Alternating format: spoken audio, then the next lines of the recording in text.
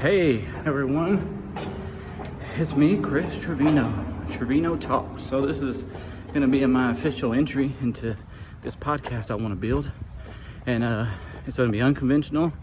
It'll probably not be nothing professional. I'm not good with video editing and all that, but you get to see the beginning and see where this thing goes. But I just really kind of want to do something to talk about things I'm feeling and hear how everybody else is feeling, and kind of feed off of other people and grow.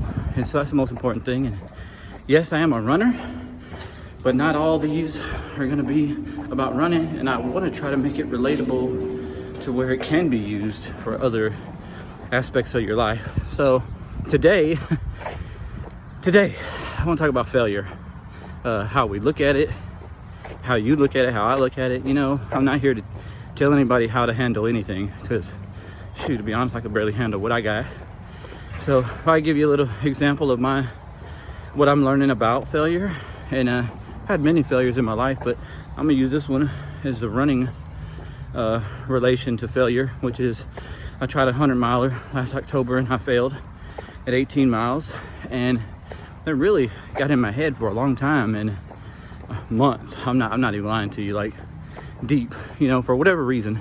I didn't know how to handle it, I set for a goal to do it, start at the start line. I didn't make it to the end. So that was tough. And then this past week, entered another race, and it's a timed race, so it kind of gives you a little bit of, you can't fail, But if you set a goal and you don't make your goal, then it could feel like a failure. So I got 80 miles, and my goal was 100, and I posted it and told everybody, and it didn't happen. So that was another failure. And I handled this one way different. And I like to hear what people think about this, because the way I handled this failure was way different than I handled the last one. So I just, what's the easiest way to say it? I didn't let it beat me up. It did beat me up. Don't get me wrong. During the run, I'm walking around, I'm pity party me. I'm not going to make 100 miles. I got to the point where I can make 100K, which is 62 miles, and you get a buckle. But I could have stopped and just took that buckle, knowing it was very unlikely for me to make 100. But I kept going, added another 18 miles, kept on pushing. And so I thought about that, and I just sludged through it, through my brain, and just kept on telling myself that it's failure, but maybe we should kill that word. Maybe we should kill the word failure.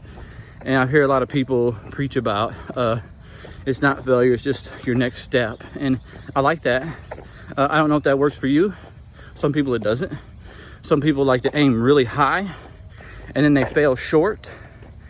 And then I don't know how they handle that mentally. I can't handle that mentally. I learned that with the 100-miler. Like, I aimed real high above my training, above everything else, and I'm just not mentally strong there yet to be able to handle that type of failure.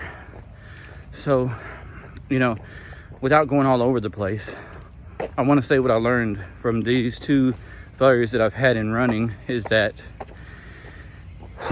going through it, just doing another one. So now I want to do another one relatively soon, which is in September. Don't put the challenges so far apart. You pick your distance, you pick whatever it is, your next assignment at school, your next job promotion, just go after it. I'm here to encourage you, and I'm also here to tell you that a good group of friends around you, oh my God, that is so key to have people. Because I had a lot of people at the race, and my friends that were there telling me 80's not no 80, 80's a lot of miles. And it even though in your mind you're like, whatever, I didn't get 100, you could say that you got 150, you could say that you got 100. They didn't fail, they met their goals. And so for me not meeting it, it's still like you kind of put this, at least me, I don't know if anybody else does, but I put this vision of what I think other people are thinking about me, looking at me. Oh, look at that big guy, why did he say he could do 100? Whatever it is, like, oh, he's walking all the time, that's why he's not getting 100 miles. Those thoughts go through my mind, and I'm getting better at it. It's not worrying about those things, but it's not easy. Definitely not easy. So keep pushing, have good people around you.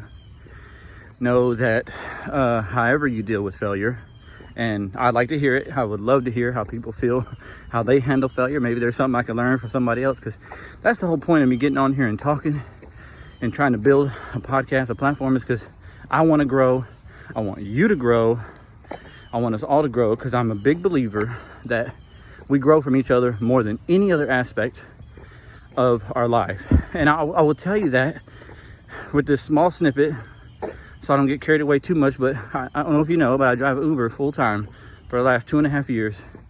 And I feel like I've grown from talking to other people and hearing their perspectives of life and their ways of doing things. I don't always agree, but I hear it. I'm kind of forced to hear it, you know? And we have good conversations in all different aspects of life from all over the world. You know what? Where else do you get that opportunity? You know, I'm not a therapist, but I'm kind of getting that sort of feel. I joke about it a lot, saying I'm an Uber therapist, but hey, I love listening to other people's stories and what they've been through and how they would handle a situation. So, hey, just keep on keeping on. And so give me some feedback, you know, let's grow together. All right. See you next time.